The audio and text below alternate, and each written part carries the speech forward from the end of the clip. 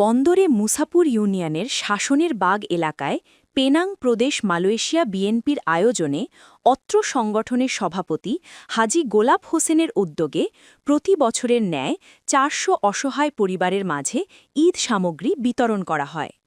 বন্দর প্রতিনিধি সাজিদ হোসেন কিবরিয়া জানান, আয়োজিত এ অনুষ্ঠানে পেনাং প্রদেশ মালয়েশিয়া বিএনপি সভাপতি হাজী গোলাপ হোসেন অসুস্থ থাকায় তার পিতার সভাপতিত্বে এ সময় অনুষ্ঠানে প্রধান অতিথি হিসেবে উপস্থিত ছিলেন নারায়ণগঞ্জ ৫ আসনের মাননীয় সংসদ সদস্য আলহাজ অ্যাডভোকেট আবুল কালামের সুযোগ্য পুত্র মহানগর বিএনপি যুগ্ম আহ্বায়ক আলহাজ আবুল কাউসার আশা। বিশেষ অতিথি হিসেবে বক্তব্যে রাখেন বিশিষ্ট ব্যবসায়ী ও সমাজসেবক ফেরদৌস ওয়াহিদ সুমন সহ অত্র এলাকার গণ্যমান্য ব্যক্তিবর্গরা উপস্থিত ছিলেন। ৪০০ পরিবারের সকলের মাঝে ঈদ সামগ্রী বিতরণ করা হয়।